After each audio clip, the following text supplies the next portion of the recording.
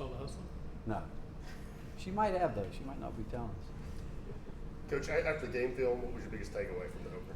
You know, I thought we were rushed. I did. In the first half, we shot the ball obviously a lot, but it's hard to turn those shots down with the guys. I mean, we know how good a shooter Zakai is, and he couldn't make one, but I think it was a good learning opportunity for us to show him that, as competitive as he is, sometimes you're going to have to go away from it, come back to it. I thought once he made the layup, actually in the second half, that's where he really calmed back down. But it's hard to turn down shots, especially as much time as we spent on shooting it. And again, details. For some reason, we played aggressive on the defensive end. I thought we did what we wanted to do there, but we were just rushed on the offensive end for whatever reason. And but it was good for us because I keep talking to the guys about what are we going to do on those days when we're not making threes. The first half we didn't do a great job of getting to the offensive boards. The second half we did a much better job going to get some of those misses. How do you balance playing fast and not being rushed offensively? That's a great question because I think when we talk about playing fast and quick, it's really with your eyes. It's really with seeing what you need to see early and advancing the ball. We spent a lot of time working on it the other day, and we'll continue to do that where we can really understand the difference in fast and being in a hurry and quick as opposed to being in a hurry. But it gets back to being able to know, I think, more and more what you're looking for at the different things that we might be doing. But we've still got, some guys have it a little bit more than others, but that's expected. The older guys you'd expect to know it more. But the fact is we know that we need to play with pace, and that's not all the time full throttle. Sometimes you got to throttle back, and I talked to him about, some days you're driving on the interstate, and you got to slow down and drive in the city, and especially with the point guard. He's got to be able to do that and know when to pass and know when to hold it. So, but it's just part of the process we're getting through, and I think, again, as Zakai continues to understand, he's in a different role than he was a year ago, and he'll figure it out. He will. How beneficial has this Colorado series been, going back to how quickly it was thrown together? Well, one, I have just great respect for Tad Boyle. I mean, the way he does things, and I think anytime you're playing against his team and associated with his program, it's a compliment. And the fact is, it did come about during the COVID because we both had been pushed back against the wall that year, and it just so happened that they could get here at the time easier than we could get there, and then we agreed, home and home, and then Nashville. But his team, he's done an incredible job building that program, and I know he's well liked and loved there, and his teams are going to be fundamentally sound. They're going to compete. They're going to again challenge it in every area. His staff does a great job. They're going to know as much about us as we know about them. And when you play a 3-game series, you do start getting to know each other fairly well. So it'll get down to we'll have to execute because it's not going to be any secrets. That they're going to know what we're trying to get done. You guys have had a lot of success recruiting from Link Academy the last couple cycles. What kind of led to the relationships there, and I guess what do you like about recruiting guys from that particular place? I think you go back.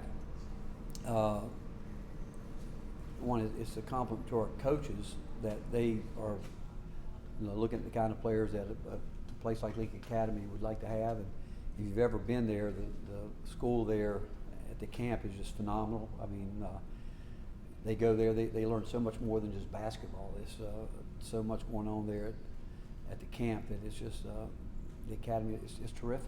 But, when you go back to Julian, we had recruited him prior to him going to Link, and then obviously, when Cade committed and he was looking for a place, that was the place that we, one of the places they visited, and they knew our thoughts about it, how much we appreciated what they do there, and obviously with Cam being there, it's worked out that way.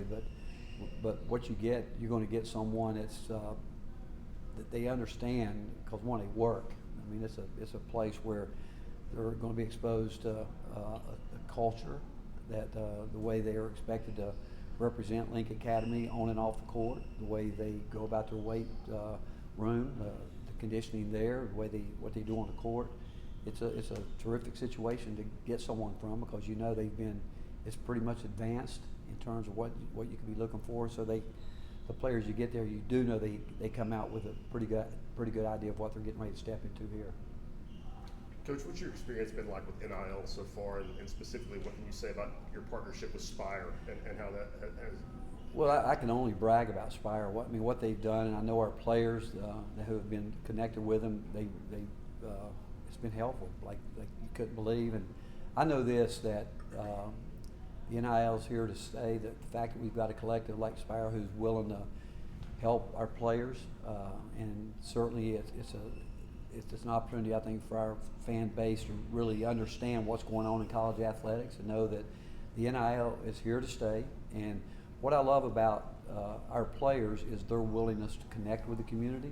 I think through Spire and the opportunities that they can bring to the table, I think it's going to be, again, just another way that our guys and I think by doing that, I think in so many ways it's going to encourage guys to want to stay in school longer. I really do. I think they're going to say, look around, and they're going to find out that being at the University of Tennessee is a great option. And not only with our terrific fan base, but again, what the university, the partnership with Spire and what's going on there, and we need to support it in every way that we can. And because again, I know what it's done for the players that have been involved, and I know how much they appreciate it.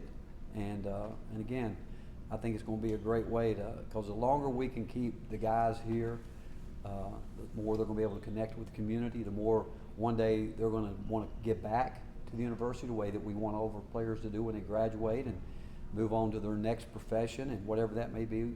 We want them to, again, be volunteers for life, and I think Spire being a part of that is going to ring true to that.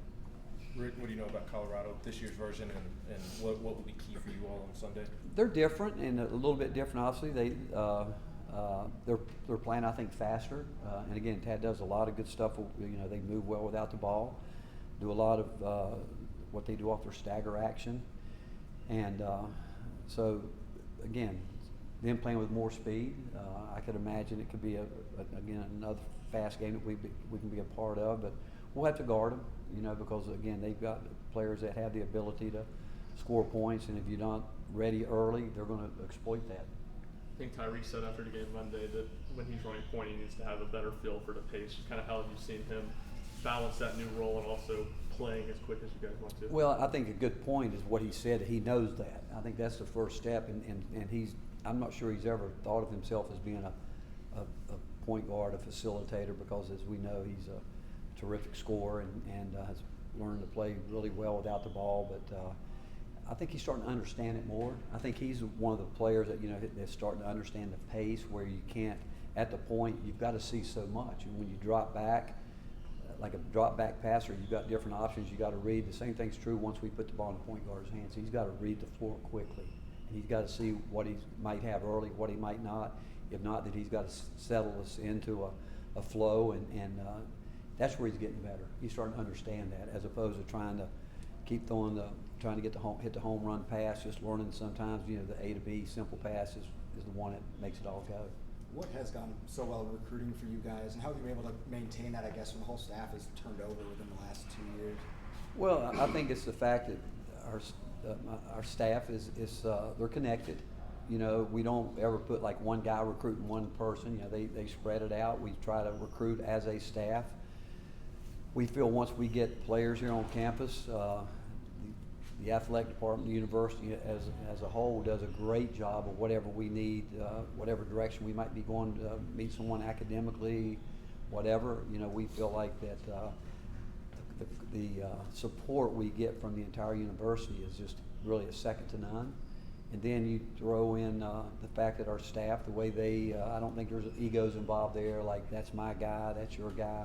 They have made it, where it's all about Tennessee, and they cross over. I mean, there's certainly going to be lead people on each player, but again, the simple fact that we've done that over certainly a lot since I've been here, where we want everybody involved, because we really truly know that we've got coaches here that could have the opportunity to leave and become head coaches. And there's not an assistant coach in the country, for the most part, that doesn't want to be a head coach. And so with that in mind, if one guy's recruiting one player and he should leave, I mean, somewhat you're starting all over again. So that's why it's important that while we're through the recruiting process that everybody's touching that recruit some way, somehow. And our players, I think, have done a great job to help us.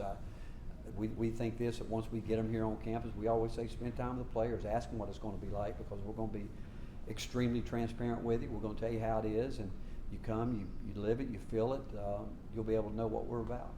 Before the season started, you told us that Zakai told you that he wanted to come off the bench. How was the conversation when you told him he was going to be a starter this season? Well, you know, I think he's okay. Zakai's such a team player. You know, he's a Tennessee type guard that, you know, that he's all about the program. You know, he'll do whatever. And I do think he's still adjusting to that. I do. I really think that he's still figuring out that one, that he's going to be looked at different this year too through a scouting report. You know, most coaches, when they go through a scouting report, they're going to put an emphasis on, you know, guys that start, but obviously they're always going to talk about the guys coming off the bench as well. But there is no doubt that as the year went on last year, he was being talked about a lot more too. But now there is a totally different role. He's coming off the bench with it. But and again, I'm not sure what lineup we'll stay with all the time. I mean, we could change it at different times based on what we think. But he would be good with it. I think Tyreek, if I told him he was going to start tomorrow and Zakai's coming off the bench, I don't even think they'd flinch. Like, okay, if that's what you think we need to do, or if we started with Josiah gets healthy, if we move it around and do some. These guys are so into each other, pulling for each other, and they know that they're going to get their minutes. And I've said it before. I think if you ask most of them would they rather start or finish, I think they'd all tell you they'd rather finish as opposed to starting. What's the definition of a Tennessee type of guard? You know, I think a guy that I would say a couple different things. One, when you think about the kind of guy that we want, it'd be a guy that people wouldn't want to play against. You know, a guy that when they look at him, they say, man, that guy does whatever he has to do to help his team win. You know, if he needs to score, he scores. If he needs to, you know, be a lockdown defender, he's a lockdown defender. I think he sees the game in a way that it's all about winning, you know, and willing to sacrifice, you know, if it's scoring, whatever it may be. And but also I think it's the kind of player that everybody wants to play with.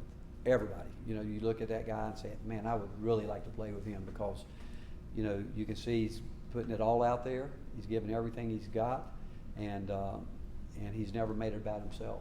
And that's because if you got guards like that, you'll have a chance.